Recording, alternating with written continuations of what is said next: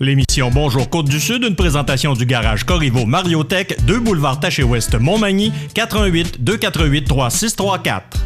Sous la bannière Autoplace Maître Mécanicien, le garage Corriveau Mariotech maintient sa réputation sur le service depuis plus de 60 ans. Vous avez besoin de nous? Nous sommes là pour vous. 24 heures par jour, 7 jours semaine, le garage Corriveau Mariotech, 248 36 34. Les Caisses Desjardins de Montmagny-Lillet, fier partenaire de l'émission Bonjour Côte-du-Sud. Les Caisses Desjardins de Montmagny-Lillet, fier partenaire de l'émission Bonjour Côte-du-Sud. Tous ensemble, nous contribuons à faire rayonner des milliers de jeunes. Desjardins, toujours là pour faire briller la jeunesse. Mercredi 4 novembre 2020. COVID-19, 3 personnes décédées au CHSLD de Cap-Saint-Ignace. Bernard Généreux martèle que des tests rapides doivent arriver plus promptement au Canada pour prévenir la contagion. Plus de discipline à faire à l'écran qu'en classe, selon des directions d'école. Bilan de l'opération scolaire COVID-19 pour le service de police de la ville de Lévis. La MRC de Lillet lance un appel de projet pour le développement et le maintien de services de proximité. Il y a 70 ans, une bombe atomique explosait en face de Saint-André de Kamouraska. Un nouvel outil pour mesurer les impacts du développement mycologique au Kamouraska. Tous les détails de ces nouvelles dans un instant.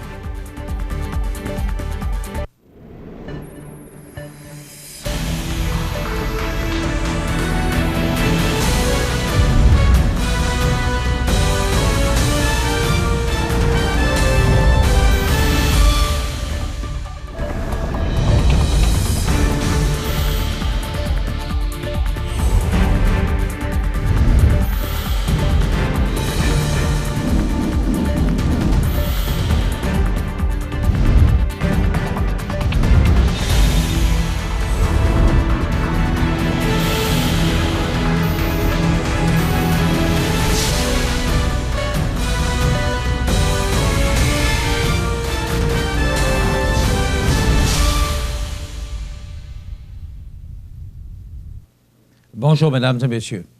En date du 3 novembre, voici les principaux éléments en lien avec la situation de la COVID-19. Il y a 67 nouveaux cas confirmés en Chaudière-Appalaches pour un total de 3 734 personnes infectées. 34 personnes sont hospitalisées, dont 8 aux soins intensifs. Le total de personnes rétablies est de 3 044. 4 décès supplémentaires portant à 77 le nombre total de décès en Chaudière-Appalaches. Une personne décédée provient de l'Hôtel-Dieu de Lévis et 3 personnes décédées résidaient au CHSLD de Cap-Saint-Ignace. La direction du CIS, le CI3S de Chaudière-Appalaches, offre ses sincères condoléances aux familles et aux proches de ces personnes et leur fait part de son soutien dans cette épreuve. Pour la MRC de Lillet, on compte 68 cas au total pour 48 cas de guéris de la COVID-19, ce qui se traduit par 20 cas actifs au final. Du côté de la MRC de Montmagny, on dénombre 100 cas au total pour 41 guéris, donc 59 cas actifs actuellement. Pour celle des aides-chemins, on compte 73 cas pour 61 de rétablis, ce qui porte le nombre de cas actifs à 12 dans cette MRC. Voici les cas de COVID-19 selon les endroits de la région de Chaudière-Appalaches. Au CHSLD, 4 nouveaux cas. Résidence pour personnes âgées, 6. Autres milieux d'hébergement, 2. Autres milieux de soins, 6. Les écoles, 18. Les entreprises, 49 cas. Et les activités sociales et loisirs, 3. À l'hôpital de Saint-Georges, on dénombre 4 cas actifs chez les usagers et moins de 5 chez les travailleurs, ainsi que 4 décès cumulatifs. À l'hôpital de Telford Mines, on dénombre moins de 5 cas actifs chez les usagers et travailleurs, ainsi qu'un décès. À l'Hôtel-Dieu de Lévis, on dénombre 26 cas actifs chez les usagers et 36 actifs chez les travailleurs, ainsi que 19 décès cumulatifs. Au CHSLD de Beauceville, 2 nouveaux cas. On dénombre 7 cas actifs chez les usagers et 8 chez les travailleurs. Au CHSLD privé conventionné Chanoine-Audet à Lévis, 2 nouveaux cas. On dénombre 15 cas actifs chez les résidents et 7 chez les travailleurs, ainsi que 3 décès cumulatifs. Au CHSLD de Cap-Saint-Ignace, 3 nouveaux cas. On dénombre 22 cas actifs chez les résidents et 31 chez les travailleurs, ainsi que 3 décès cumulatifs.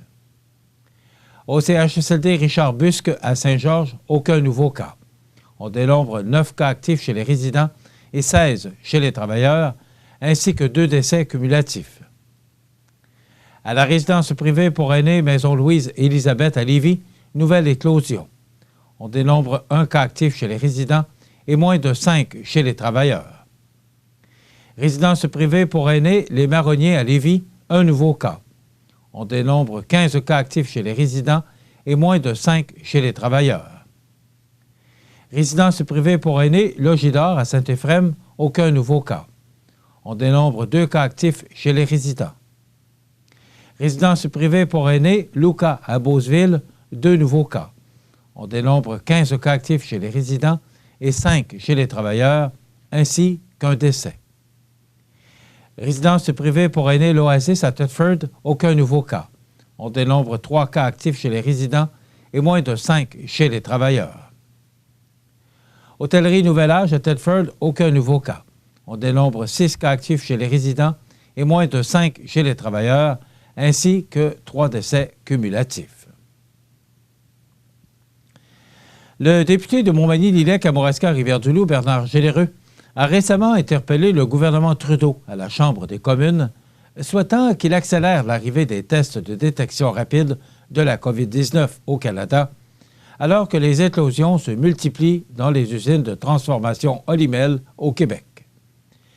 Bien que les entreprises de transformation alimentaire dans le Bas-Saint-Laurent n'ont pas connu d'éclosion de COVID-19 aussi importante que celle détectée aux 3 usines Olimel la semaine dernière, le député a trouvé surprenant d'apprendre que les employés à Vallée-Jonction, en Beauce, n'étaient dépistés que sur une base hebdomadaire.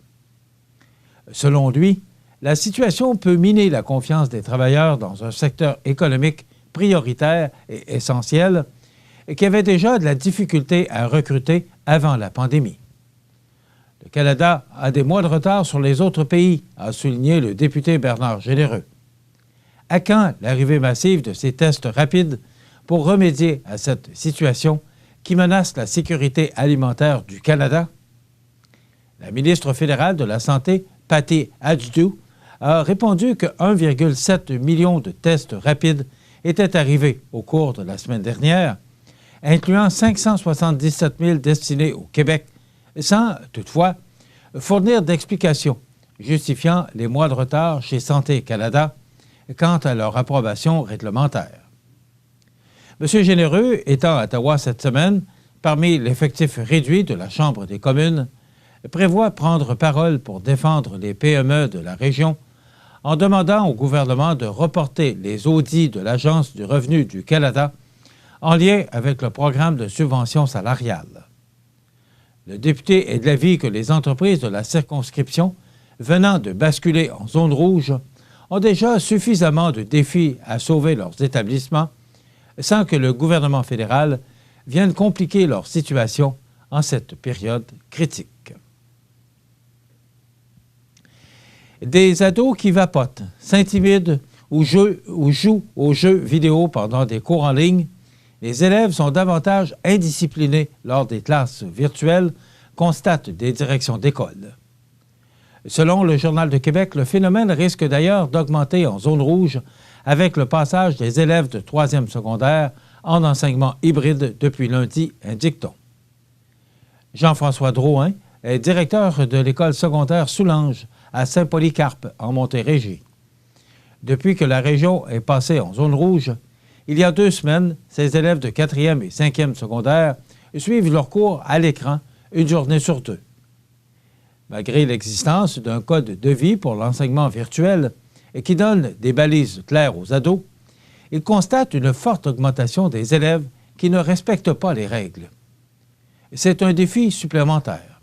En temps normal, on doit intervenir auprès de 5 à 10 % d'élèves récalcitrants. Avec l'enseignement en ligne, on a dû faire des interventions auprès de 30 à 40 % des élèves environ. À la Fédération des directions d'établissements d'enseignement, on indique que l'augmentation semble généralisée, même si son ampleur varie d'une école à l'autre. La gestion de cas est plus importante qu'en temps normal, confirme son président, Nicolas Prévost, et ce, même si plusieurs écoles ont adopté un code de vie pour l'enseignement en ligne. Des enseignants et directions d'école doivent intervenir fréquemment pour rappeler aux élèves que les règles sont les mêmes qu'en classe. Les ados doivent se présenter à l'écran à l'heure dans une tenue convenable plutôt qu'en pyjama ou torse nu. La consommation de nourriture est réservée aux pauses et le cours doit être suivi dans un endroit approprié. Il y a plus de laisser-aller en ligne, mais on les rattrape le lendemain lorsqu'ils reviennent à l'école.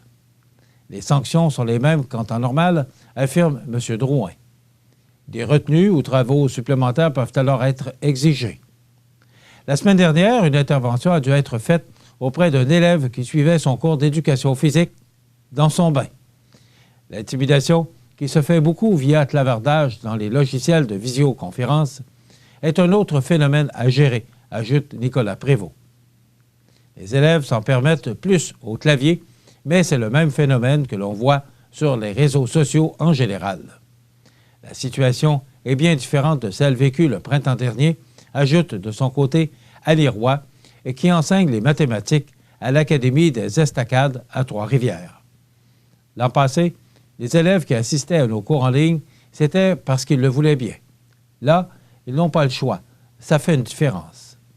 Les groupes sont beaucoup plus nombreux et la prise de présence est tout un casse-tête à gérer pour certains, puisqu'il n'est pas toujours facile de savoir si l'élève s'est déconnecté à cause d'un problème technique ou s'il a quitté la rencontre volontairement. Depuis lundi, les élèves de 3e secondaire en zone rouge passent aussi à l'enseignement en ligne une journée sur 2, ce qui représente un autre défi de taille. Règle générale, c'est auprès de ces élèves qu'il y a le plus d'interventions à faire pour des problèmes de comportement dans une école secondaire, affirme Nicolas Prévost. Le secondaire 3, c'est souvent un niveau névralgique dans une école. J'ai bien hâte de voir leur réponse avec l'enseignement en ligne. Au moins, les gens ont l'expérience des secondaires 4 et 5. Le service de police de la ville de Lévis tient à informer la population du bilan concernant le plan opérationnel scolaire COVID-19 qui se déroulait du 8 au 28 octobre 2020. On en parle après la pause. C'est à travers le respect et le besoin de faire plus pour les familles en deuil et l'expérience qui s'est transmise de père en fils que la Maison funéraire Laurent Normand a su au fil du temps se bâtir une réputation de confiance. La Maison funéraire Laurent Normand à Montmagny. Laissez-nous vous accompagner. Salut, ici Ludovic Bourgeois, porte-parole de la campagne Détrônons le cancer du côlon de la Société canadienne du cancer. Lorsqu'on m'a demandé d'être porte-parole pour une 2e année consécutive, j'ai pas hésité une seconde, parce que le cancer du côlon est le 2e cancer le plus meurtrier au Québec. Mais surtout, lorsqu'il est dépisté tôt, on a jusqu'à 90% de chances de survie, et ça, c'est très positif. Si vous avez 50 ans et plus, parlez donc à votre médecin du test de dépistage qui se fait à la maison, et si vous êtes plus jeune, faites comme moi, passez le mot. Ensemble, détrônons le cancer du côlon. Vous regardez CEMA TV, le réseau d'information de la Côte-du-Sud.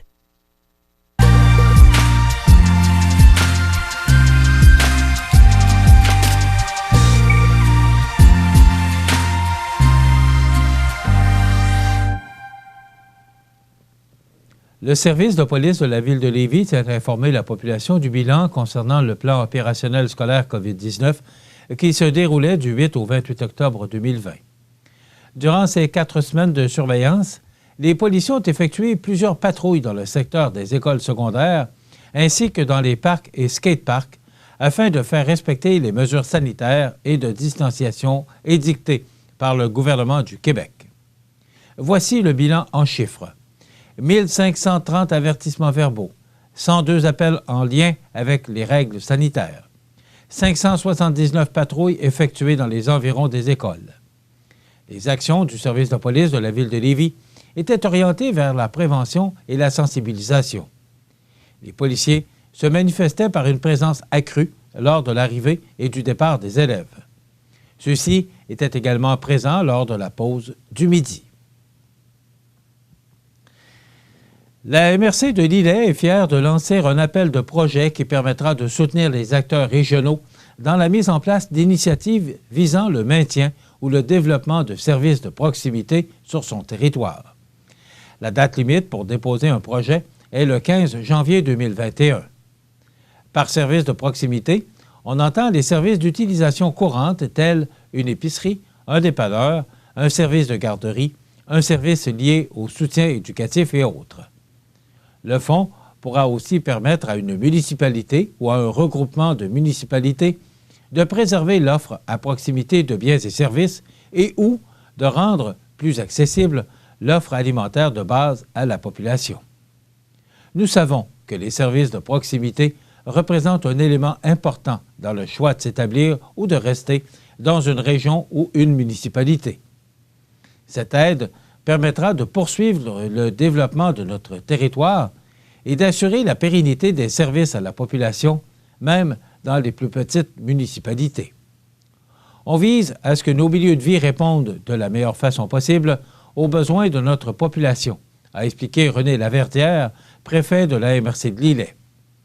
L'aide accordée pour des projets provenant autant d'entreprises privées, d'entreprises d'économie sociale, de municipalités, de coopératives ou d'organismes à but non lucratif sera d'un montant maximal de 25 000 $. Dans la mesure où l'enveloppe ne serait pas entièrement engagée lors de ce premier appel de projet, l'appel suivant se terminerait le 1er mai 2021. Cette enveloppe provient d'une entente régionale avec le ministère des Affaires municipales et de l'Habitation et les 9 MRC de la Chaudière-Appalaches. Le vendredi 10 novembre 1950, un bombardier américain larguait une bombe atomique de type Mark IV dans le fleuve Saint-Laurent face au village de Saint-André de Kamouraska, dispersant par le fait même 45 kg d'uranium. Par chance, cette explosion ne fit aucun blessé. 70 ans après les faits, cet événement fait toujours partie intégrante de l'histoire de la municipalité de Saint-André de Kamouraska et plusieurs résidents se souviennent d'en avoir été des témoins oculaires. Rappel des faits. En 1950, au lendemain de la Deuxième Guerre mondiale, les tensions étaient vives entre Russes et Américains. Afin d'être prête à réagir en cas de problème en Europe, l'armée américaine conclut un accord avec le premier ministre canadien de l'époque, Louis Saint-Laurent, pour entreposer 11 bombes atomiques Fat Man Mark IV sur la base militaire de Goose Bay au Labrador. En novembre 1950, les bombardiers rentraient en escadrille à leur base de Tucson, en Arizona, lorsque l'un d'entre eux, en proie à des ennuis de moteur, largua sa cargaison dans le fleuve. Heureusement, sans conséquences en termes de vies humaines, cet événement a toutefois laissé des traces chez les habitants de la municipalité. Le 17 novembre 1950, l'hebdomadaire rimouskois Le Progrès du Golfe rapportait que l'explosion se produisit vers 4 heures de l'après-midi et les citoyens de Saint-André signalent avoir vu une grosse boule de feu au moment de l'explosion. Ce n'est qu'en 2000, soit 50 ans plus tard, que l'hypothèse de cet accident fut confirmée par le ministre de la Défense nationale du Canada.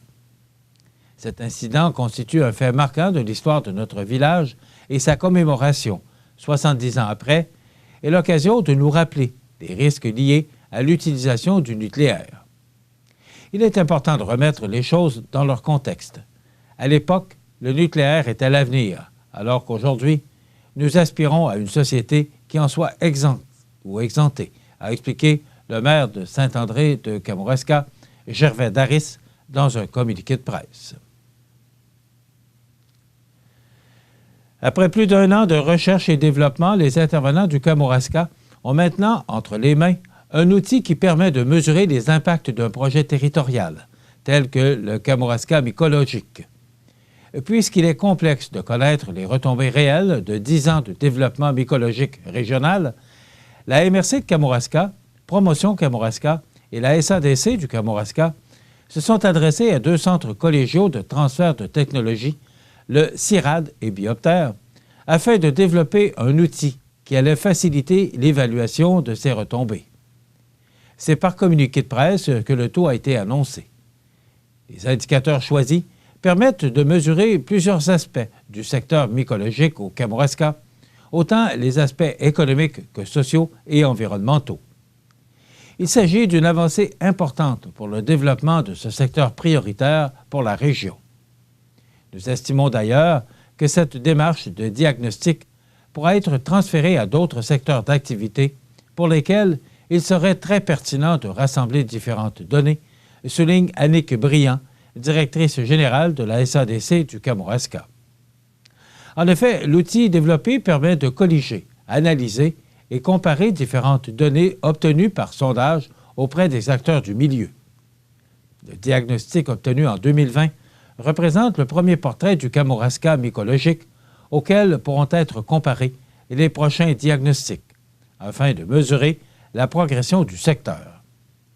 Les informations obtenues grâce à l'outil nous permettent d'obtenir des données chiffrées, précieuses, pour communiquer l'évolution du secteur et convaincre de son importance grandissante pour l'économie régionale, ce qui était très difficile à faire auparavant sans l'outil de mesure. Voilà, sans l'outil de mesure, déclare Pascal G. Malenfant, chargé de projet au myco-développement à la MRC de Kamouraska. Mentionnons la participation au projet d'enseignants et d'étudiants du Cégep de la Pocatière et du Cégep de la Gaspésie et des Îles et celle de la filière mycologique de la Mauricie. Pour consulter les faits saillants du diagnostic 2020 et la fiche scientifique du projet, visitez la section publication du site Le Kamouraska mycologique, soit le mycokamouraska.com. Voilà ce qui complète notre bulletin d'actualité pour aujourd'hui. Si vous avez des nouvelles à nous transmettre, vous pouvez le faire en communiquant avec notre salle des nouvelles au 418-241-1313, poste 226. Ou encore, vous pouvez nous écrire à nouvelles@cmatv.ca. Vous pouvez également nous suivre comme plus de 13 745 personnes le font maintenant sur la page Facebook de cmatv.ca. Vous êtes à l'antenne du réseau de télévision CMA-TV, le média le plus regardé et le plus suivi, ce qui le confirme, le média numéro 1 sur la Côte-du-Sud. Voilà, c'est tout pour l'instant. Dans quelques minutes, les prévisions de la météo et les heures de la marée.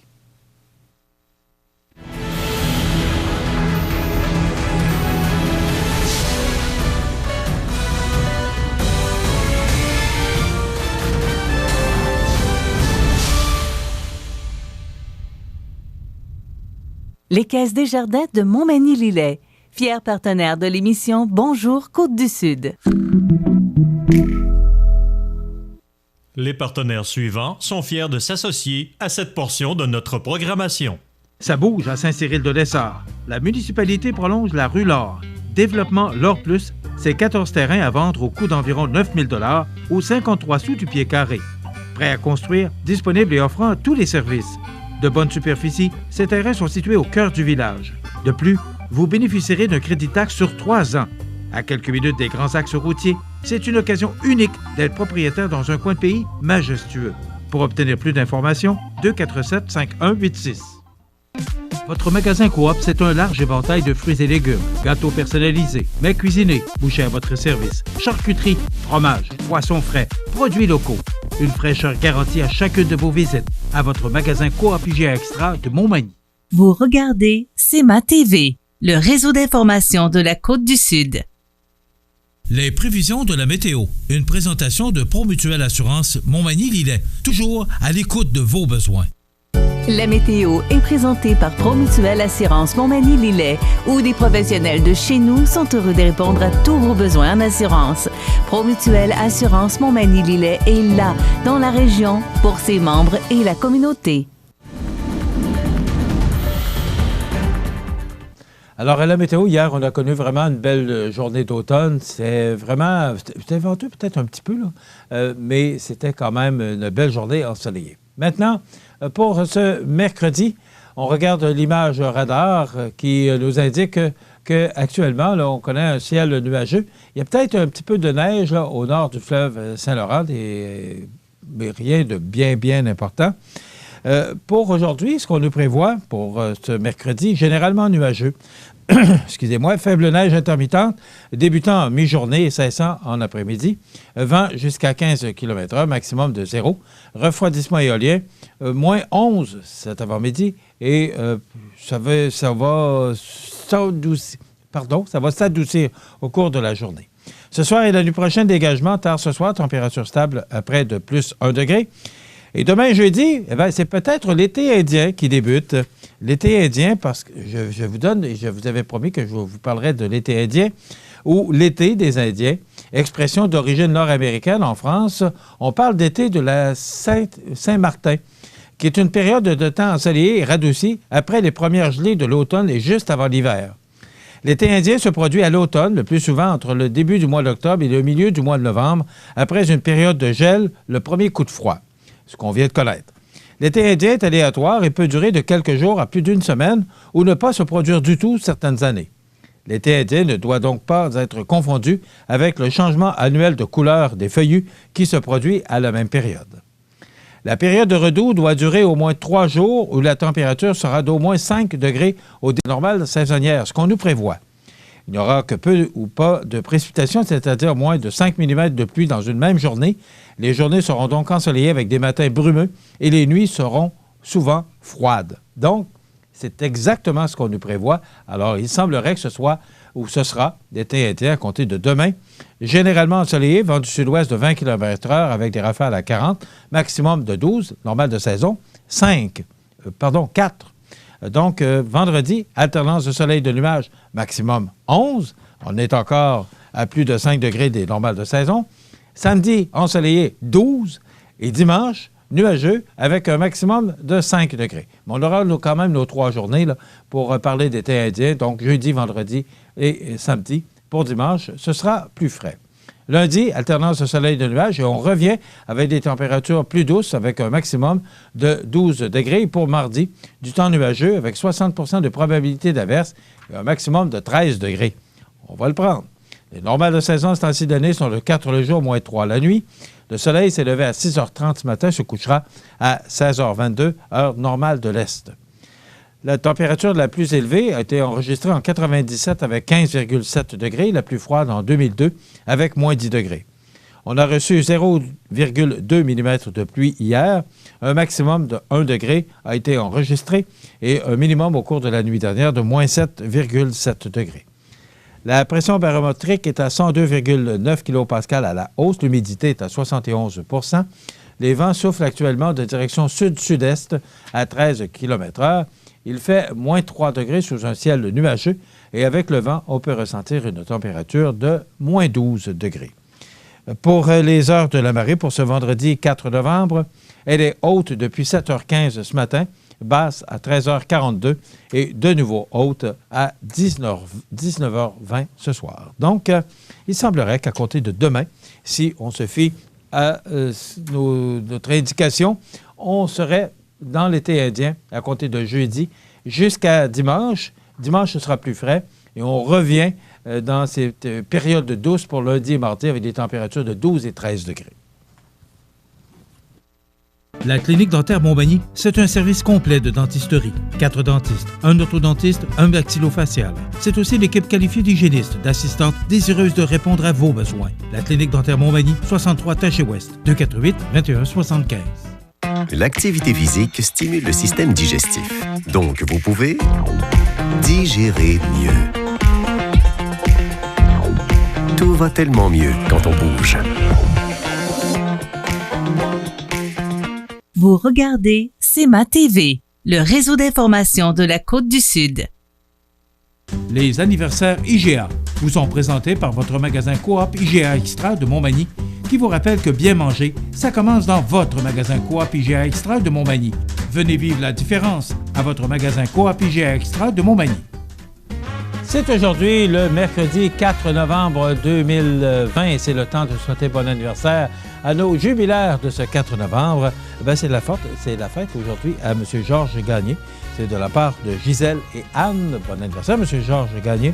Et c'est l'anniversaire à mes nièces ce matin, les jumelles Christina et Valérie. Donc, bon anniversaire aujourd'hui Christina et Valérie Couillard-Montminy.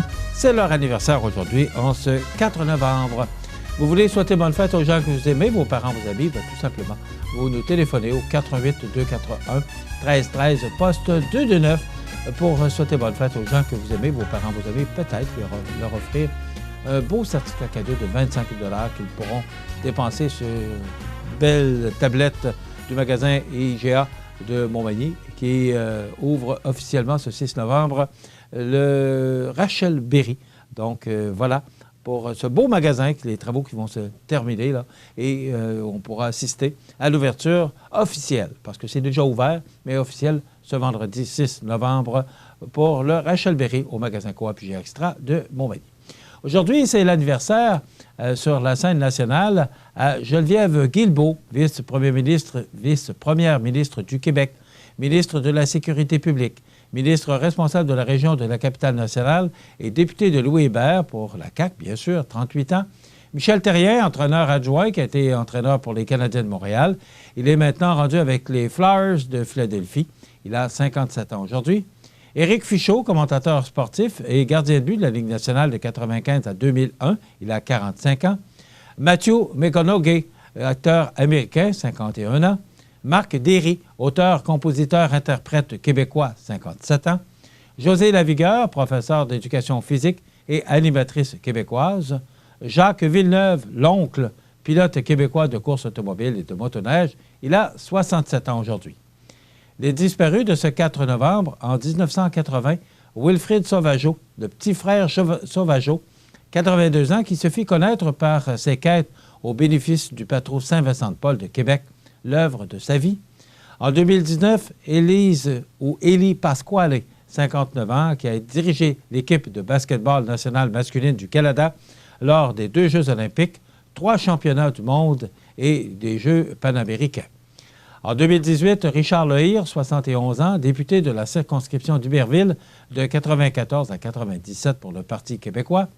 En 2015, Melissa Mathison, 65 ans, scénariste américaine, entre autres pour E.T. l'extraterrestre et L'Indien du placard. En 2013, Pierre Bonté, 71 ans, ethnologue français. En 2010, George Sparky Henderson, 76 ans, ex-gérant des Majeurs et membre du Temple de la renommée du baseball. En 2008, Michael Crichton, 66 ans, écrivain américain. En 1995, Isaac Rabin, 73 ans, homme politique israélien, premier ministre de 1974 à 1977 et de 1992 à 1995. Et en 1985, Jean-Marie Lemieux, 45 ans, comédien québécois. Dans quelques instants, on vous propose la chronique culturelle. Il y aura avec Christian Noël, il y aura la nouvelle positive, les avis de décès et on recevra Anne-Marie Carlos Bélanger qui viendra nous parler de la semaine des proches aidants. Voilà, excusez-moi. Et il y aura avec elle une personne qui est proche aidante également. Donc, c'est à ne pas manquer l'entrevue du jour. Et il y aura les grands titres de l'actualité. Donc, je vous souhaite une excellente émission. Desjardins et ses membres sont toujours là pour faire briller la jeunesse. Les jeunes ont des rêves, des ambitions, des projets. Et les Caisses Desjardins de Montmagny-Lillet sont fiers de les soutenir et de les faire rayonner. Desjardins, toujours là pour faire briller la jeunesse.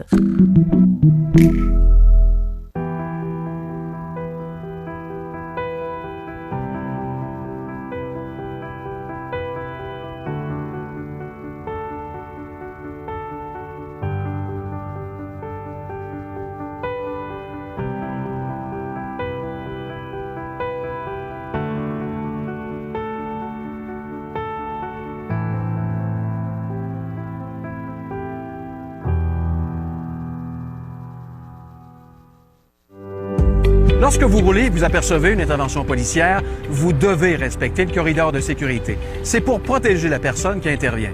Sinon, vous risquez une amende entre 200 et 300 $ et 4 points d'inaptitude. Le corridor de sécurité, ça s'applique pour les véhicules d'urgence, de surveillance et de remorquage. Assurez-vous bien de respecter le corridor de sécurité.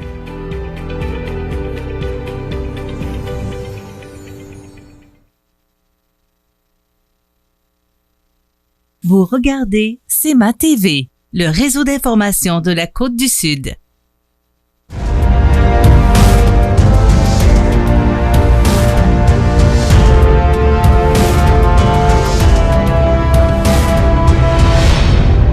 CMA TV vous présente la chronique culturelle.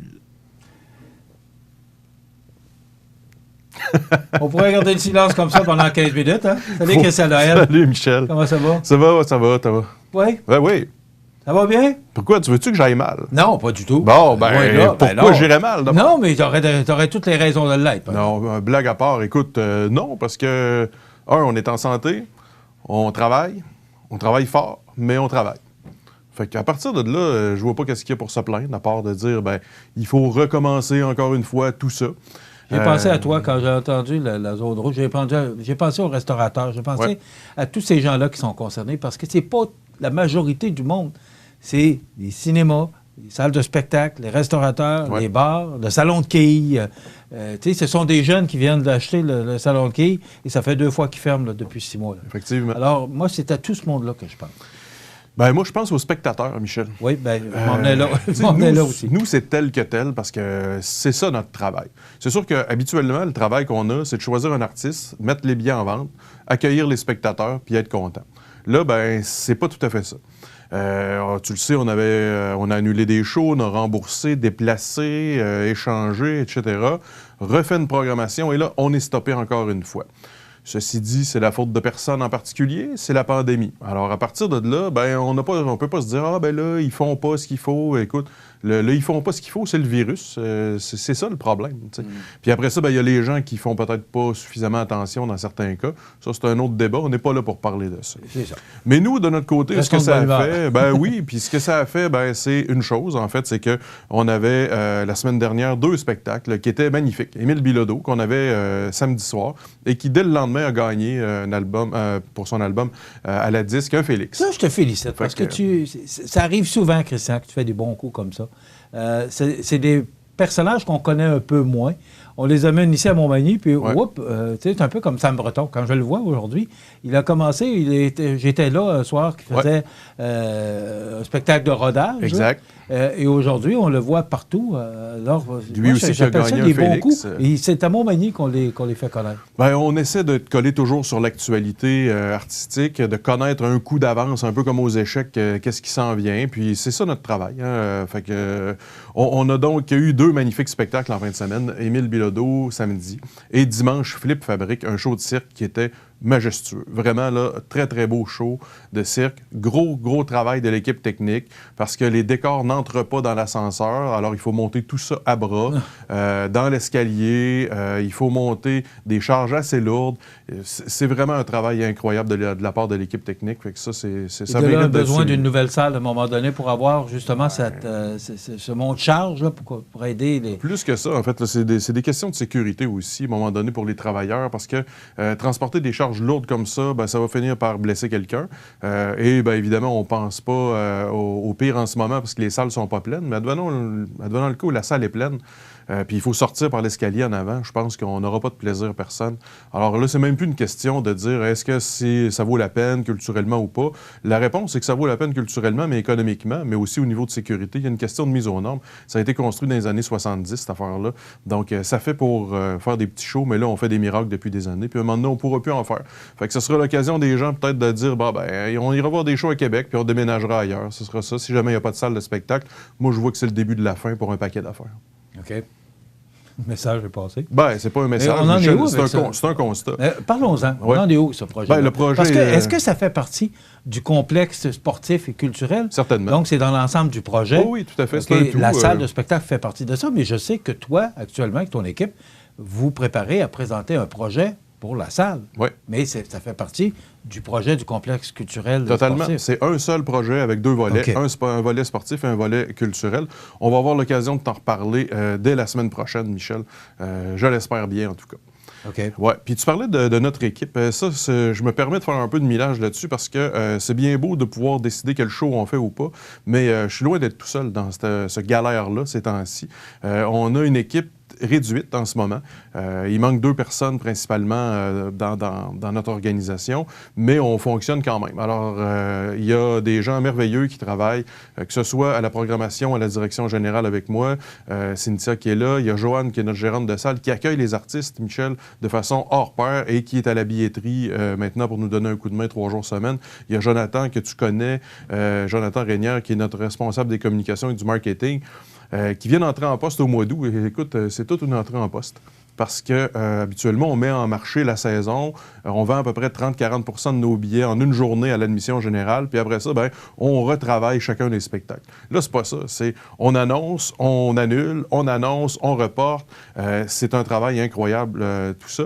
Puis je termine en parlant de l'équipe technique parce que on a un technicien particulièrement ces temps-ci qui est Pierre, avec qui on travaille depuis plus de 2 ans, et puis un nouveau qui est Olivier qui est là, avec Jérôme Gagnon, un gars de la région de Saint-Jean-Port-Joli qui s'occupe de tout l'aspect vidéo. C'est tout un travail pour les techniciens. En 3 jours, la semaine dernière, on avait le spectacle avec le Club Lyon, vendredi. On avait samedi Émile Bilodeau et on avait dimanche le cirque. C'est quand même 3 spectacles, là, c'est quand même... Bien, on parle de 45-48 heures de travail en 3 jours. Il y en a qui font pas ça dans une semaine, on va se le dire. Là. Puis eux, ils font ça en plus de leur semaine et ils font le 3 jours de façon intensive. Et on commence souvent, je te donne l'exemple, samedi, ils ont commencé quelque part vers midi pour finir vers 2 heures du matin, pour rentrer à la salle à 8 heures dimanche matin. Et ça, bien, ça serait beaucoup plus facile avec des infrastructures nécessaires, avec un monte-charge et tout ça, avec tout le reste. L'équipe technique travaille d'arrache-pied tout autant que l'équipe du bureau. Fait que les Arts de la scène, c'est pas une personne, c'est pas juste une équipe. Il y a un conseil d'administration avec nous, puis il y a aussi une trentaine de bénévoles. Puis ça, je veux en parler parce que les bénévoles, on le sait, c'est quoi? C'est des gens qui sont pas payés. Donc ça, c'est les gens qui vous accueillent, là.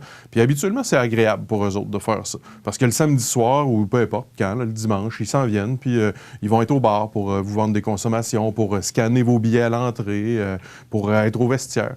Et là, ben, ils font ça, mais avec un masque, une visière, avec des gants pour nettoyer, pour désinfecter, tout ça. Tu sais, il faut que ça te tente de faire du bénévolat, là. T'es pas obligé. Ouais, c'est pas les conditions les meilleures pour en faire non plus. Hein? Absolument. Et ils sont là, puis souvent, des gens sont là dans notre équipe de bénévoles des 2 ou 3 soirs par semaine. Tu sais, c'est pas rien, Michel. Le samedi soir, t'aimes ça être chez vous, comme la plupart des gens. Bien, eux autres, ils prennent de leur samedi pour venir chez nous, en fait, à la salle de spectacle, bénévolement. Et puis, ils ont des tâches à faire. Ils viennent pas voir le show là, pendant 2 heures de temps. En général, ils arrivent à peu près 1 heure et quart avant le spectacle, préparent toute la salle, vont préparer le bar, les vestiaires, etc. Aller chercher les personnes à mobilité réduite à l'entrée, à l'autre bout, parce que tu le sais, il n'y a pas de place pour que les gens à mobilité réduite arrivent par eux-mêmes. Alors là, ils entrent par la piscine, on les amène dans le corridor, on les fait amener jusqu'à l'ascenseur, et de là, on les amène un par un. Fait que c'est un bénévole pour une personne qui est en fauteuil roulant, exemple. Fait que c'est un travail remarquable. Et s'il fallait que tu paies pour avoir ce monde-là, on n'aurait pas notre corporation des Arts de la scène? Moi, je dirais qu'on couperait la programmation facilement de 8 à 10 spectacles par année.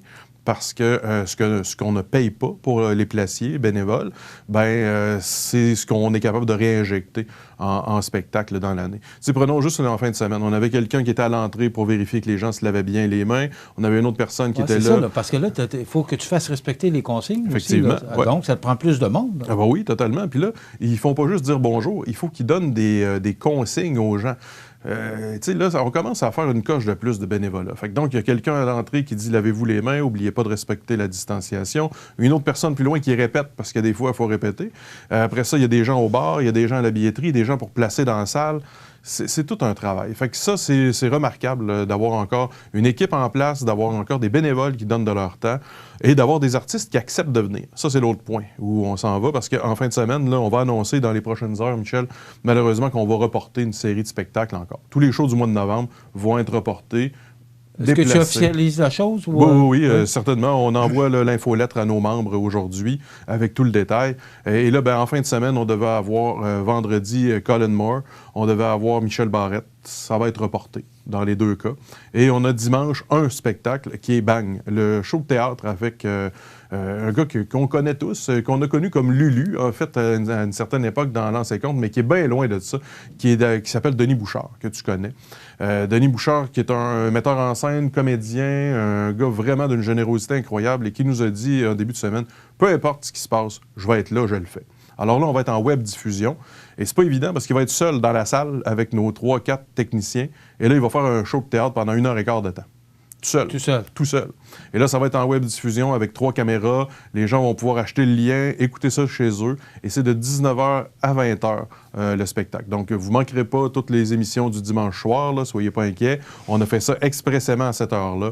Et ceux qui ont des billets en présentiel, on va les contacter là, aujourd'hui pour pouvoir échanger ça contre un lien d'écoute à la maison. Est-ce que les gens s'habituent à ça, le web? Est-ce que ça fonctionne comme vous... Bon, parce que je te connais, là, tu dois avoir des objectifs puis des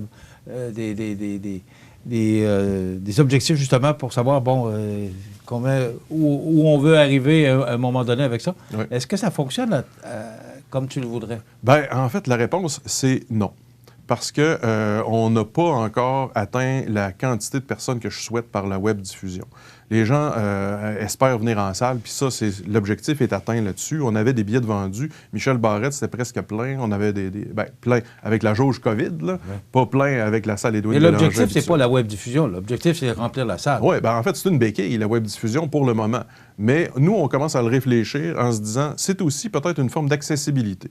Je pense à des membres de ma famille, ma mère qui est à Monseigneur-des-Chênes, qui ne viendra pas voir un spectacle comme ça. Bien, elle peut l'écouter en web diffusion et c'est ce qu'elle a fait en fin de semaine avec le show du Club Lyon. Elle a pu, dans le confort de son appartement, confiné, écouter un spectacle. Fait que, est-ce que c'est une béquille ou c'est un moyen de plus de rejoindre les gens? Je pense que ça devient une façon de rejoindre les gens, mais c'est pas acquis dans la région de dire on écoute un show en web diffusion. Il y a encore des petits problèmes technologiques, il n'y a pas de notre côté nécessairement, mais c'est pas tout le monde qui est capable de prendre sa télé puis d'envoyer son téléphone cellulaire dedans ou de brancher son ordi dans sa télé. C'est des choses qui sont simples, qui se font, mais il faut prendre le temps de le faire avant le spectacle. On ne fait pas ça 10 minutes avant le show, là. Il faut le faire la veille, tester l'affaire, puis après ça, bien, quand on a le spectacle, il faut prendre le temps de s'organiser un peu. Mais ça fait quand même un moyen pour le temps de cette pandémie-là, ça vous fait un moyen pour pouvoir présenter quelques spectacles, au moins pour offrir du divertissement dans la région. Bien, donc, l'objectif de vente, il n'est pas atteint, mais l'objectif de rejoindre les gens, il est atteint. C'est-à-dire que c'est disponible. Puis, encore une fois, je me répète, et non pas je me vante, mais on est dans les seules salles, Michel, au Québec à le faire. Il y a la salle, un diffuseur exemplaire, exceptionnel, à Saint-Jean-sur-le-Richelieu, Théâtre des Deux-Rives, là-bas, qui fait un travail remarquable. Ils font des choses, ils sont vraiment à l'avant-garde, ils font de la web-diffusion, ils sont vraiment parfaits là-dessus. Et bien, on est avec eux parmi les 3-4 salles qui le font de façon récurrente, là. Et chacun... Est-ce que tu leur parles? Est-ce que vous vous servez chacun des expériences vécues? Non, mais j'ai... Est-ce que vous partagez votre expérience ensemble? C'est drôle que tu parles de ça parce que j'ai justement demandé la semaine dernière au directeur général du ROSEC, notre organisme qui s'occupe des spectacles de l'Est du Québec, là, des salles de spectacle, de faire un comité qui se parle du numérique entre nous. Parce qu'il y a quelques salles qui l'ont fait. Je pense à Amkoui qui l'a fait quelques fois. Il y en a d'autres qui commencent à le faire. Mais il faut partager notre expertise. Moi, je me dis, il ne faut pas garder ce qu'on sait pour nous autres. Il faut être capable de le partager aux autres. Puis on va apprendre tous ensemble. Fait que, justement, tantôt, là, on a une rencontre là, aujourd'hui avec la plateforme qui s'appelle LiveTune, par laquelle on diffuse, pour voir, bon, là, on connaît, nous autres, à peu près ça là, de cette plateforme-là, mais il y a ça de possibilités. Fait que là, il faut apprendre à tous les jours. Fait que c'est ça qui est motivant, malgré toute cette cochonnerie-là de pandémie, de dire on apprend des nouvelles affaires chaque jour. Fait que c'est pour ça qu'on reste de bonne humeur. OK. Donc là, pour ce qui s'en vient, c'est dimanche, Denis Bouchard. Denis Bouchard à 19h en web diffusion. OK. Et après ça? Après ça, ben, on a la semaine prochaine d'autres spectacles qui vont être en web diffusion aussi.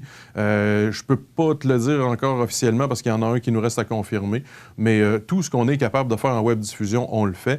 Entre autres, un spectacle mercredi prochain à 10h le matin, Henri Godon, un spectacle pour les jeunes, évidemment. Tout ça drôle, les noms. Hein? Ah oui, bien, Henri Godon. Ils se font du fun à se trouver des noms. Alors, Henri Godon, c'est des gars de musique traditionnelle qui viennent de Saint-Élie-de-Caxton pour la plupart, des chums de Fred Pellerin. Et ça, ben, ça va être offert en web diffusion aux écoles. Puis Michel, je te l'ai dit, je pense, la semaine dernière, mais on a eu au-delà de 470 jeunes de connectés. Je suis tellement content de ça. C'est vraiment le fun. Parce que c'est vraiment une façon d'aller chercher les jeunes. Oui. Puis c'est divertissant aussi. Puis c'est une belle formule pour les écoles aussi, surtout avec la pandémie. Ça change l'idée des jeunes aussi. Puis les milieux de garde familiaux aussi peuvent acheter un lien, puis ils ont les 7-8 jeunes qui peuvent écouter le spectacle en même temps. Je pense à un CPE qui nous a appelé l'autre semaine en disant « Ouais, ben nous, on n'est pas équipés pour ça, la web diffusion. Ben sais-tu qu'est-ce qu'on va faire? On va aller leur installer une TV et un système de son la semaine prochaine. » Parce qu'ils ont évidemment, oui, des ordinateurs, des trucs comme ça, mais ils ne sont pas équipés pour que tout le monde dans... c'est pas leur mission non plus de faire de la télévision. Là. Fait que là, moi, je me suis dit, on y va. On va envoyer nos techniciens, ils vont installer ça avec un kit de son, puis les gens vont pouvoir écouter l'affaire. Il faut essayer de rejoindre les gens partout. Puis là, depuis une semaine, je suis particulièrement préoccupé sur une chose, c'est que je vois Noël qui s'en vient, je vois le confinement qui va peut-être continuer. Je me dis, là, les aînés là-dedans, il va falloir faire quelque chose pour eux aussi. Je parle pas juste des gens qui sont en résidence, mais les gens qui sont à la maison, qui ont 80, 90 ans, puis qui veulent là encore rester actifs culturellement. Bien, on est en train de penser à une solution pour eux autres pour le temps des fêtes.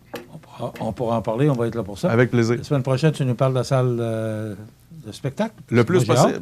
J'ai été promis que je garderais le silence, mais j'ai hâte que tu nous apprennes des choses. Avec grand plaisir, Michel. On a hâte de savoir où est rendu le projet. Oui. Merci. Christian Noël, directeur général des Arts de la scène de Montmagny. On s'arrête dans quelques instants. La nouvelle positive et après quoi, des avis de décès.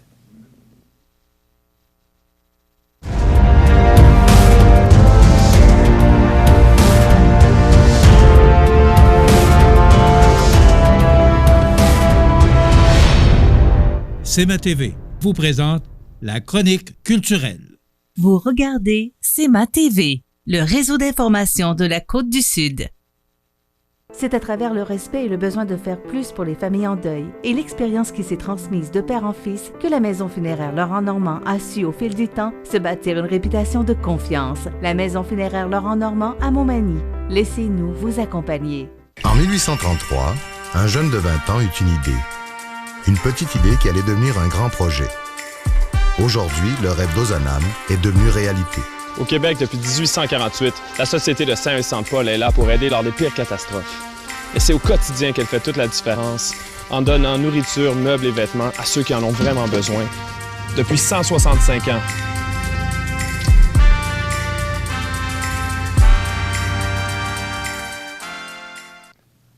La nouvelle positive pour ce mercredi 4 novembre, autour d'Amisco, de faire des heureux.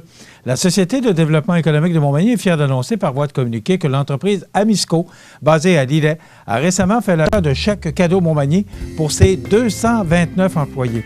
Au total, c'est une somme de plus de 10 000 qui sera réinvestie directement dans les commerces et services de Montmagny, ce qui est digne de mention.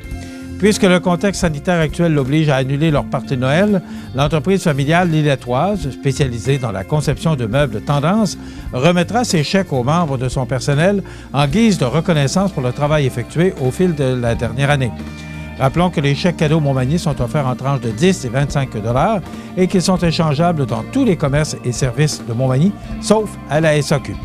Tout comme à Misco, les entreprises qui souhaitent faire des heureux et encourager l'économie manimontoise peuvent se procurer des chèques cadeaux en communiquant avec la Société de développement économique de Montmagny. Donc, 10 000 $ de chèques cadeaux achetés par Amisco pour ces 229 employés qui pourront utiliser ces chèques cadeaux dans les commerces et services de la région. Bravo! Quelle belle initiative. Bravo à Misco. IGA qui l'a fait aussi récemment avec 4 000 $. Donc, c'est une belle initiative, une belle nouvelle.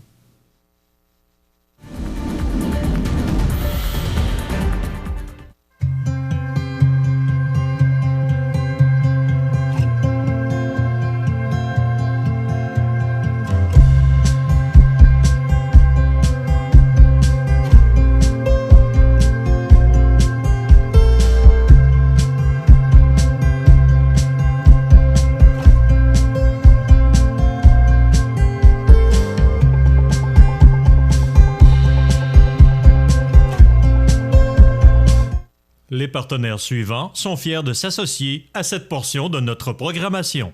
C'est à travers le respect et le besoin de faire plus pour les familles en deuil et l'expérience qui s'est transmise de père en fils que la Maison funéraire Laurent Normand a su au fil du temps se bâtir une réputation de confiance. La Maison funéraire Laurent Normand à Montmagny. Laissez-nous vous accompagner.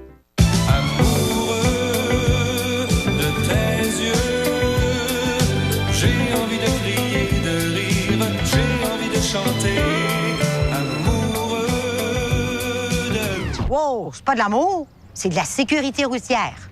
Quand t'es piéton, faut que tu fasses un contact visuel avec les conducteurs avant de traverser. Oh, lâchez-moi avec votre musique.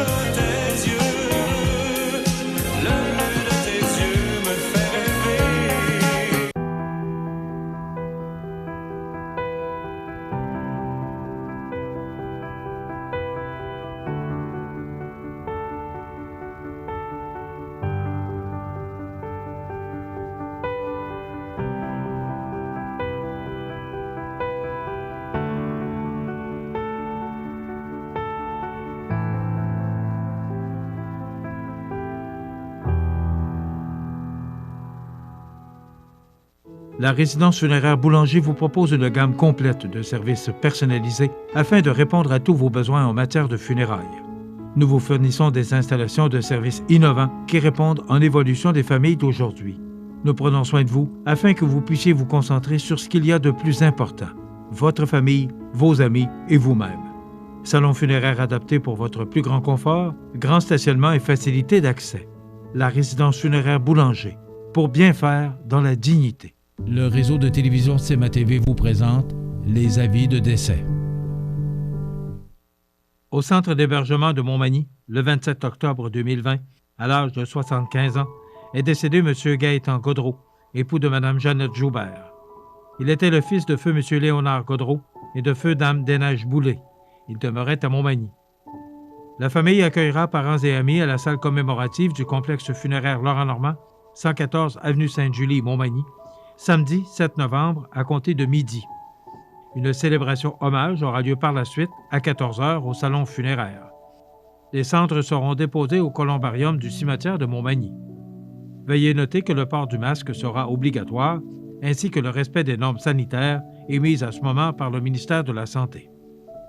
La famille désire remercier le personnel du deuxième étage du centre d'hébergement de Montmagny, particulièrement Valérie, Catherine et Jean-François. Un merci spécial à Marie-Hélène Carrier pour l'attention apportée, ainsi qu'au docteur Annie Mercier pour la qualité des soins. Vos témoignages de sympathie peuvent se traduire par un don à la Société Alzheimer Chaudière-Appalaches ou à la Maison d'Hélène et ou à la Fondation de l'Hôtel-Dieu de Montmagny. Des formulaires seront disponibles au salon.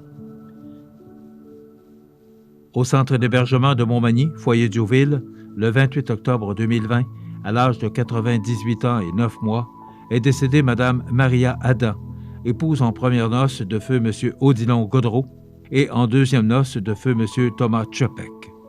Originaire de Saint-Paul-de-Montmagny, elle demeurait à Montmagny et a demeuré pendant plusieurs années à Cap-Saint-Ignace. De sincères remerciements sont adressés à tout le personnel ayant œuvré à la résidence Marcel Mallette, où elle a demeuré durant 20 ans. Vos témoignages de sympathie peuvent se traduire par un don à la fabrique de Cap-Saint-Ignace ou à la Fondation de l'Hôtel-Dieu de Montmagny. Des formulaires seront disponibles au salon. Étant donné les circonstances actuelles liées à la pandémie, vous pourrez venir saluer les membres de la famille tout en respectant les mesures d'hygiène et de distanciation physique. Le port du masque sera obligatoire. Les membres de sa famille vous accueilleront à la résidence funéraire de la Durantaye Fils, 560 du Souvenir Cap-Saint-Ignace, vendredi 6 novembre, jour des funérailles, à compter de 12h30. Les funérailles avec Eucharistie seront célébrées le vendredi 6 novembre à 14h en l'église de Cap-Saint-Ignace, suivie de l'inhumation au cimetière de Montmagny. Notez qu'un nombre maximal de 25 personnes pourra assister aux funérailles et que les membres de la famille seront priorisés. La direction des funérailles a été confiée à la résidence funéraire de la Durantaye Fils de Cap-Saint-Ignace, Lillet, Saint-Jean-Port-Joli et Saint-Pamphile. À la Durantaye, le 30 octobre 2020, à l'âge de 62 ans, est décédé accidentellement M. Henri Gaumont, fils de feu M. Charles-Henri Gaumont et de feu Dame Annette Pelletier. Originaire de Montmagny, il demeurait à Saint-Vallier-de-Bellechasse. En raison des circonstances entourant la pandémie et des règles sanitaires exigées, les funérailles seront célébrées ultérieurement. Les arrangements funéraires ont été confiés à la résidence funéraire Boulanger, 31 avenue de la Fabrique, Montmagny. À l'hôpital de Montmagny, le 1er novembre 2020, à l'âge de 80 ans, est décédé M. Ernest Lachance, époux de Mme Pauline Gaumont. Il était le fils de feu M. Joseph Lachance et de feu Dame Thérèse Fizette. Il demeurait à Montmagny et natif de Saint-François-de-la-Rivière-du-Sud. Un hommage aura lieu dans l'intimité entre les membres de sa famille. Les cendres seront déposées au cimetière de Saint-François-de-la-Rivière-du-Sud. La famille désire remercier le personnel de l'hôpital et du CLSC de Montmagny, ainsi que la coop de services à domicile pour leur soutien et les bons soins prodigués. Vos témoignages de sympathie peuvent se traduire par un don à la Fondation de l'Hôtel-Dieu de Montmagny ou à la Fondation de la Maison d'Hélène. La direction a été confiée à la Maison funéraire Laurent Normand, 115 rue Saint-Louis, Montmagny. Aux familles éprouvées, la direction et le personnel du réseau de télévision CEMA TV offrent leurs plus sincères condoléances. Vous regardez CEMA TV, le réseau d'information de la Côte-du-Sud.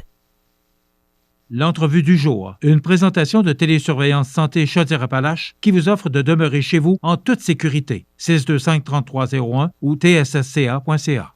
Télésurveillance Santé Chaudière-Appalaches depuis plus de 30 ans favorise le maintien à domicile pour les personnes en perte d'autonomie, ayant des problèmes de santé, déficience physique ou tout pour apporter un sentiment de sécurité à la maison. En appuyant sur le bouton « Aide », un professionnel de la santé sera en contact avec vous où que vous soyez dans votre maison. Télésurveillance Santé Chaudière-Appalaches pour demeurer chez soi en toute sécurité. 625-3301 ou tssca.ca.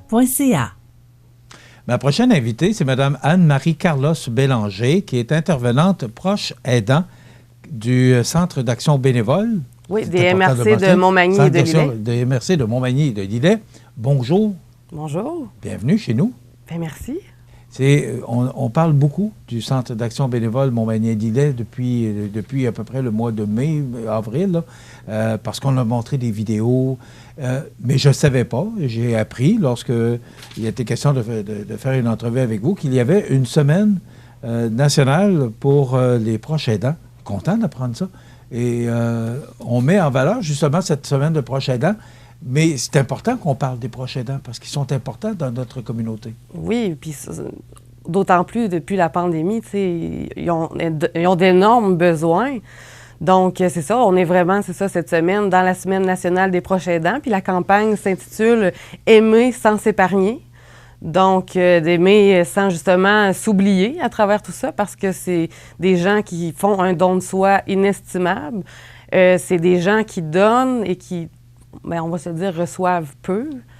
Mais c'est des gens qui le font avec un amour inconditionnel, des gens qui s'occupent, parce qu'ils s'occupent des gens avec qui restent 24 heures sur 24. Il y en a que c'est leur conjoint, mettons, conjoint atteint qui a le diagnostic de la maladie d'Alzheimer ou une maladie physique, là. Donc, on va avoir avec nous un proche aidant dans la deuxième partie de notre entrevue, mais parlez-nous du quotidien d'un proche aidant. Bien, un proche aidant, dans le fond, c'est si on se met dans la peau d'un proche aidant qui vit avec la personne, bien, imaginez-vous à tous les jours, puis mettons que si vous êtes à la retraite, c'est qu'à tous les jours, vous devez vous occuper de la personne. Donc, tout dépendant du degré de la maladie qu'il a, bien, c'est que si, mettons, je sais pas moi, un homme, est à la retraite et que sa femme a un diagnostic de la maladie d'Alzheimer, bien, il doit s'occuper des tâches ménagères, il doit s'occuper de gérer les rendez-vous, il doit s'occuper du ménage, faire à manger. Donc, c'est de s'occuper de son quotidien, mais du quotidien de la personne avec qui il est aussi. Donc, il devient un proche aidant, mais il devient, c'est comme un travail professionnel, finalement, c'est prenant. Puis il faut dire qu'il y a beaucoup de gens à l'emploi aussi qui vivent le rôle de proche aidant. Puis c'est ça qui est encore plus difficile. Je dois dire que cette année, on met l'emphase sur l'aide en entreprise aussi. Donc, on a rencontré des dirigeants d'entreprise pour leur démontrer nos services, comment on peut aider en entreprise à aller rencontrer les proches aidants.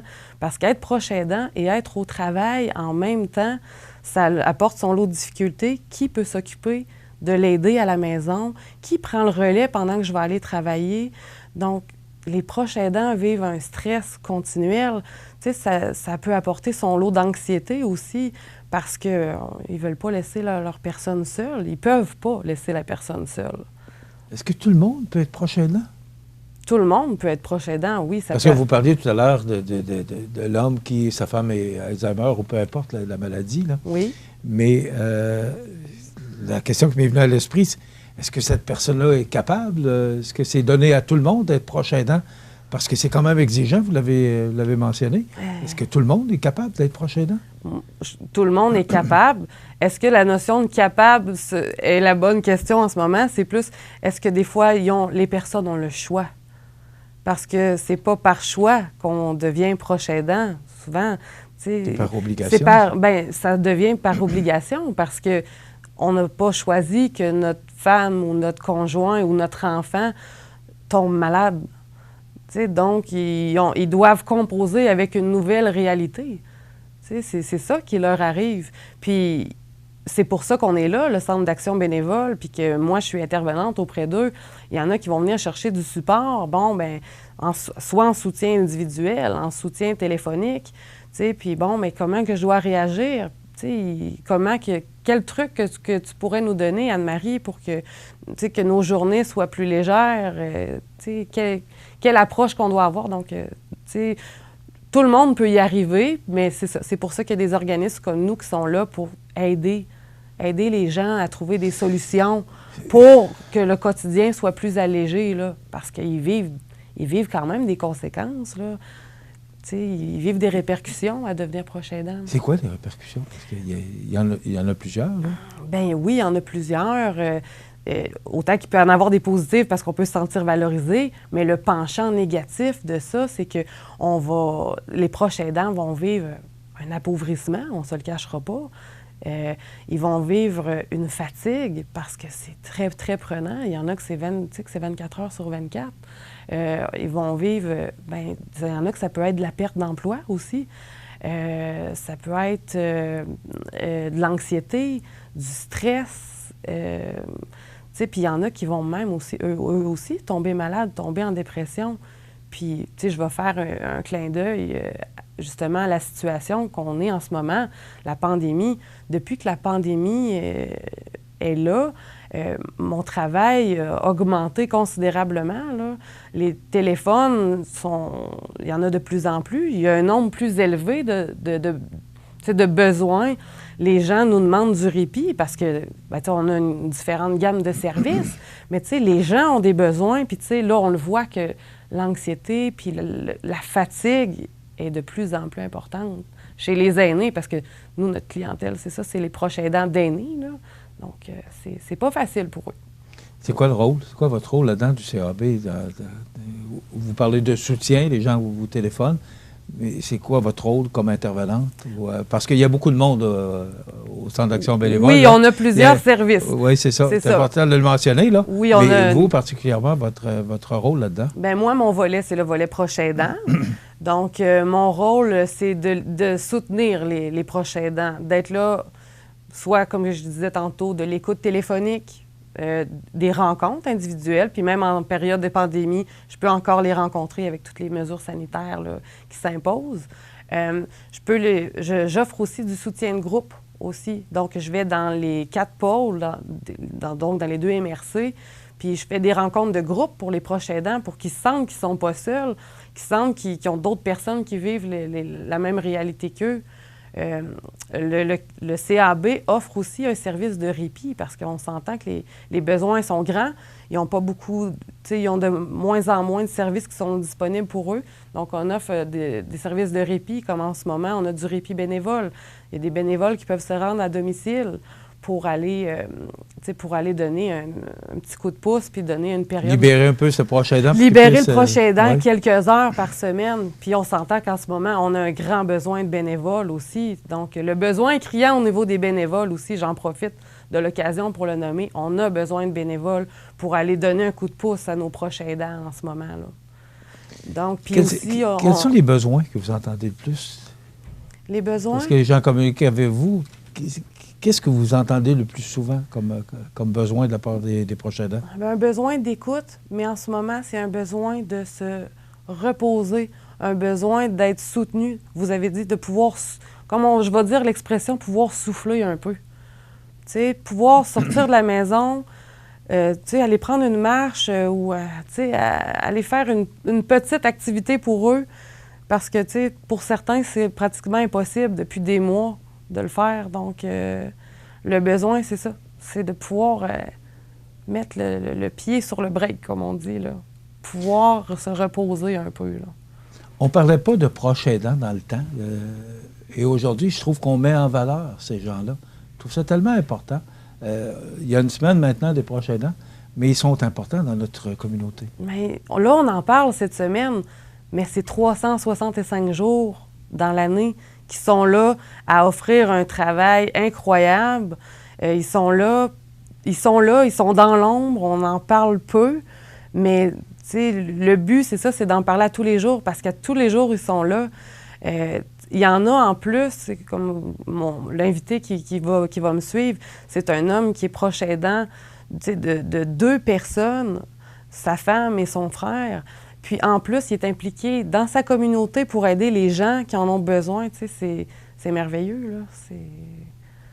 C'est super.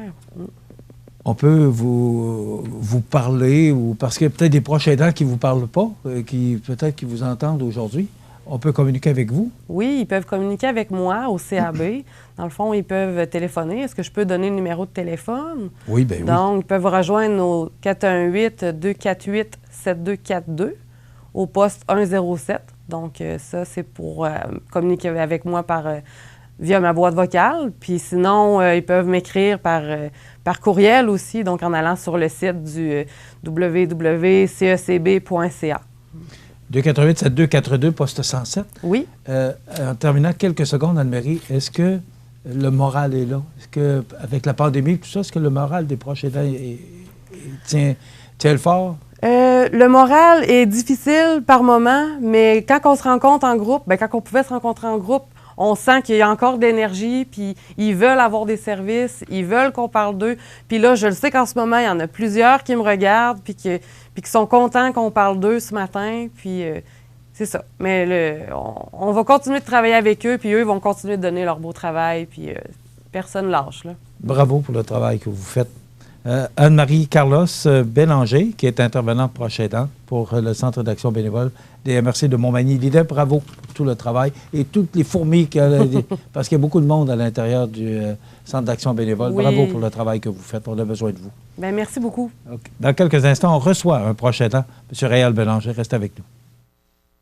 Moi, j'ai fait un AVC. C'est quand, donc? C'est en juillet 2016. Bon, ben dans ça, là, il faut ça bien vite, là. Faut réagir vraiment vite. Oui. Faut se rappeler des signes. C'est ça. V, c'est pour visage. Est-il affaissé? OK. I, c'est pour incapacité de lever les 2 bras normalement. T, ben, c'est pour trouble de la parole et de la prononciation. Et? Puis E, ben, extrême urgence. Faut appeler le 911. Voilà. Il y a juste la petite pancarte est à l'envers. Comme ça? Ben oui, c'est parfait. C'est super, ma belle.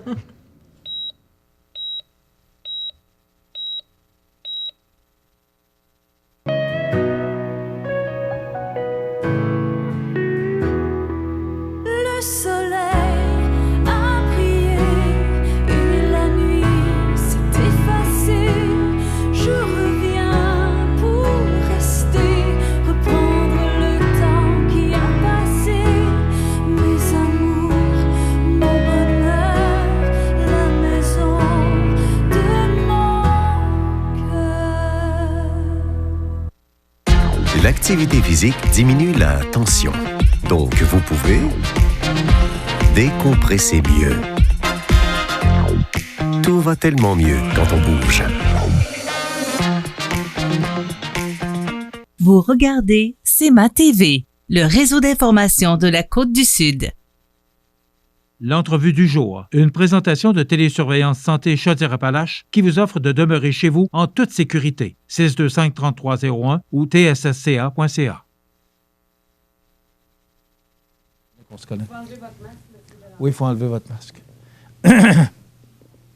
OK, alors mon prochain invité, c'est M. Réal Bélanger, qui est proche aidant. M. Bélanger, bonjour. Bonjour. Vous allez bien? Ben oui, ça va bien, oui. Oui. M. Bélanger, vous êtes proche aidant. Oui. Expliquez-nous un peu. D'abord, Mme Bélanger nous mentionnait que vous êtes proche aidant pour votre conjointe et votre frère. Oui.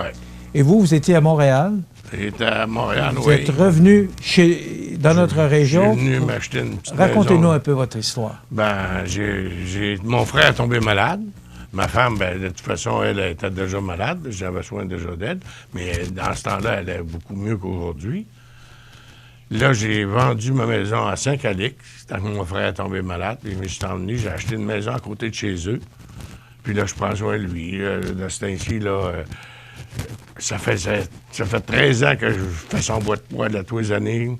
Je venais y aider une semaine, pendant une semaine, et faire la boîte de poêle avec lui.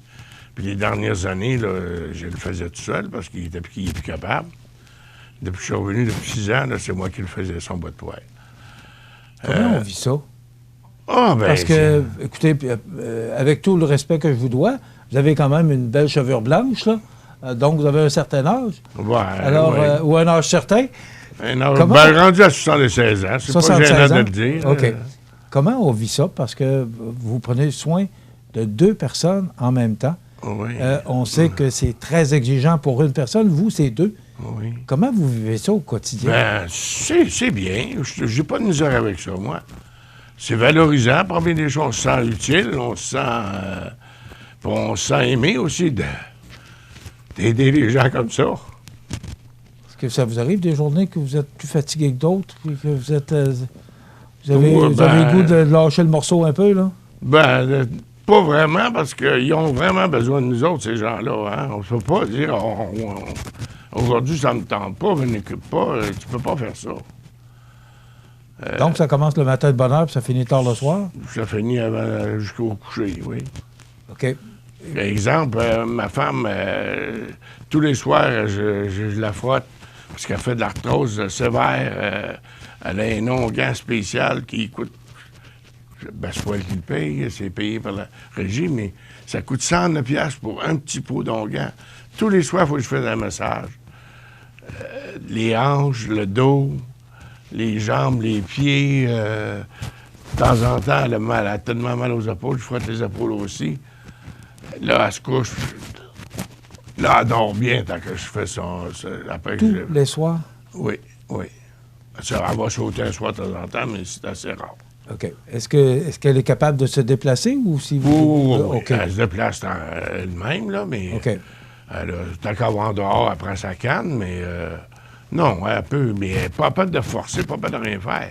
C'est moi qui fais le lavage, c'est moi qui fais je fais la popote. Elle en fait pas mal, la popote, par exemple. Mais pas pire. Ça, elle est capable d'en faire un peu. Mais c'est... Mouver des chaudrons, ça fait le même. Là, elle n'est pas capable. Parce qu'il faut tout le temps que je sois là quand même pour l'aider, tu sais. Bon, là, vous dites qu'il faut tout le temps que vous soyez là pour l'aider. Mais là, votre frère, comment vous réussissez mais je veux dire, à partager votre temps? Non, je comprends très bien ce que vous dites. Oui. Mais ça m'amène à la question, comment vous faites pour aider aussi votre frère en même temps? Parce que là, 2, là, c'est quand même exigeant. Oui, mais ma femme, quand même, c'est des affaires... Elle peut pas forcer. Puis c'est juste ça, parce qu'elle se mouve elle-même. Elle lit beaucoup dans le bord. Hein? Elle est une grosse liseuse. Fait que quand je m'en vais chez mon frère ou n'importe quoi, ou je m'en vais bûcher, pour faire la boîte de poêle à mon frère ou à moi, elle lit, là, puis... Parce que vous avez le temps de bûcher. Oh oui, j'ai du temps pour bûcher, puis j'aime ça. OK, ça veut dire que vous organisez bien votre journée. Est-ce que ça vous arrive parce que, c'est le Centre d'action bénévole qui vous amène ici aujourd'hui? Oui. Est-ce que, des fois, vous avez besoin de prendre le téléphone et d'appeler Anne-Marie puis dire « Peux-tu m'aider, là, aujourd'hui, là, j'ai mon voyage. » Est-ce que ça vous arrive? Ça ne m'a pas arrivé, non, encore, mais cette année, j'ai averti mon frère que je ne pouvais plus faire son bois de poêle, là. Parce que là, le mien, c'est déjà beaucoup, et que... Là, les enfants vont prendre la relève. Là. Ils vont venir, ils vont faire des BA les fins de semaine, ils vont venir aider leur père à faire le bois de poêle. Là. Mais à venir jusqu'à date, là, ça faisait 13 ans que je faisais son bois de poêle à mon frère, puis le mien. Fait que c'est d'occupation, puis c'est valorisant, par exemple. Mais en plus de ça, j'ai eu de ma femme, mon frère. Et puis, je suis dans Popote. Il y a une Popote, une fois par mois, on faisait des repas, puis on avait 120 personnes qui venaient manger. Là. Ça coûte juste 5 $. Racontez, où vous faisiez ça? On faisait ça dans l'âge d'or à Saint-Fabien. Mais là, on n'a plus à cause de la COVID, on n'en fait plus, là. Parce que les gens sont trop proches. faudra Vous faisiez 120 repas par mois? Oui, on faisait ça. Avec un groupe de personnes de Saint-Fabien? Oui, des femmes qui avaient là, puis on était 2 hommes aussi, 3 hommes qui viennent aider aussi. Vous étiez à Montréal? Oui. Bon, vous êtes originaire de Saint-Fabien, vous êtes revenu dans votre patelin, là? Quand mon frère est tombé malade, là, j'ai vendu ma maison là-bas, puis je me suis emmené ici pour avoir soin de lui. Est-ce que c'est votre frère qui vous a emmené ici, ou si c'était dans vos plans de revenir? Non, je suis venu surtout pour mon frère, au début, mais je suis bien content d'être revenu dans où je suis au monde, tu sais, c'est le fun, je connais le monde, puis c'est plaisant. Pour les gens qui nous regardent, là, il n'y a pas de cours pour ça, le proche aidant. J'ai regardé à l'université, puis il n'y a rien qui nous montre comment devenir un proche aidant. Non, comment on devient un proche aidant? Est-ce que ça se développe?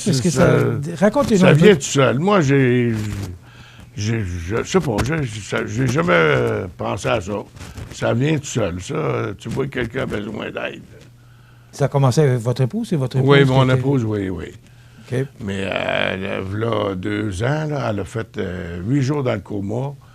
Puis quand elle est revenue, au bout de 8 jours, là, là, ça ne va plus capable de marcher. Là, ça a été tous des exercices à recommencer en 9.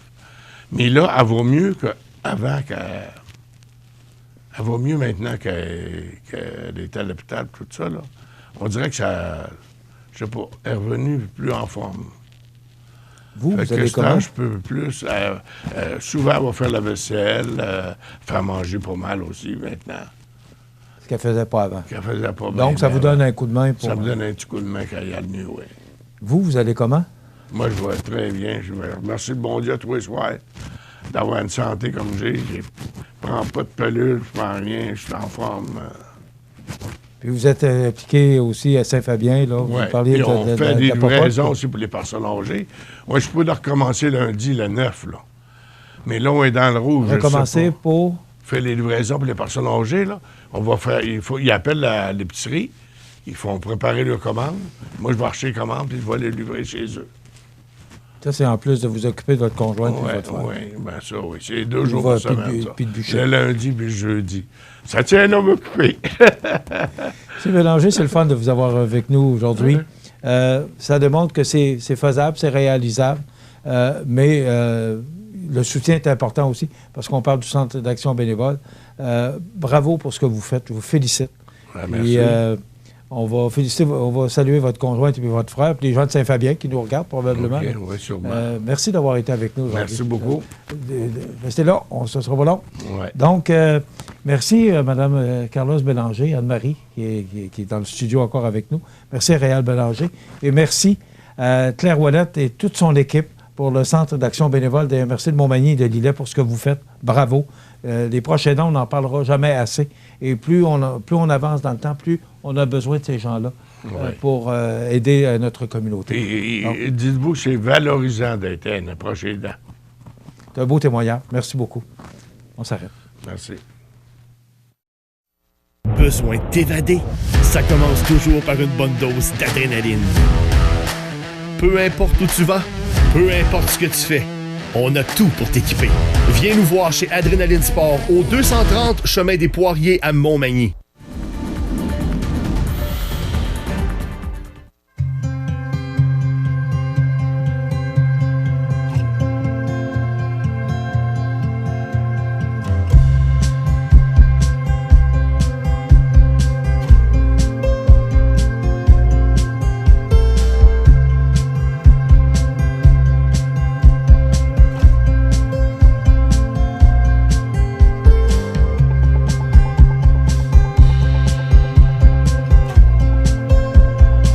Vous regardez CEMA TV, le réseau d'information de la Côte-du-Sud.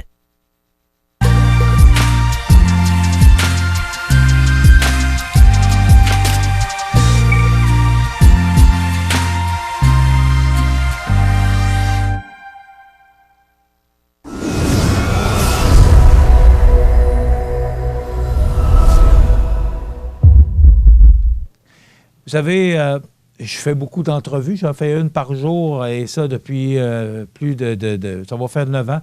que je fais cette émission-là. Il y a eu d'autres personnes qui se sont jointes à moi durant ces années-là, mais depuis 6 ans, je réalise cette émission, j'anime cette émission seul. Et je vous dirais que à chaque fois, je retiens toujours quelque chose de cette entrevue. Je retiens des éléments de cette entrevue. Mais aujourd'hui, je vous dirais que c'est un peu particulier d'avoir entendu d'abord Mme Anne-Marie, mais aussi d'avoir entendu M. Bélanger qui nous raconte comment il vit ça, puis c'est valorisant, puis il a de l'air tellement bien là-dedans, puis il fait la popote avec... ils font 120 repas par mois, là, ils ont arrêté à cause de la pandémie. Probablement qu'à compter de lundi, le 9 novembre, ils vont recommencer à aller livrer des repas chez les personnes âgées. Vous savez, cette pandémie-là, malgré tout ce qu'elle nous apporte, il faut retenir, je pense, le positif de tout ça. Et quand on écoute des gens comme M. Bélanger, il y a une leçon à apprendre et à comprendre là-dedans. C'est une des belles entrevues que j'ai réalisées dans ma carrière avec ce monsieur-là, parce que c'est les émotions qui viennent nous chercher. Dans les grands titres de l'actualité, 3 personnes décédées au CHSLD de Cap-Saint-Ignace. On est avec vous. Je sais que les gens du CHSLD de Cap-Saint-Ignace nous regardent tous les matins. C'est du moins ce qu'on m'a informé. Alors, on vous salue, on est avec vous. On offre nos condoléances aux familles touchées et on est avec vous, les travailleurs, les gens, les résidents du CHSLD de Cap-Saint-Ignace. On a une pensée pour vous et soyez forts dans cette épreuve. Bernard Généreux qui martèle que des tests rapides doivent arriver plus promptement au Canada pour prévenir la contagion. Plus de discipline à faire à l'écran qu'en classe, selon des directions d'école. Imaginez-vous d'essayer de garder des jeunes de secondaire 3, 4 et 5, là, mais particulièrement secondaire 3 parce que c'est nouveau. Là. Depuis quelque temps que les gens de secondaire 3 vont une journée sur 2 à l'école. Excusez-moi. Donc, d'essayer de garder l'attention de ces jeunes-là, c'est pas évident.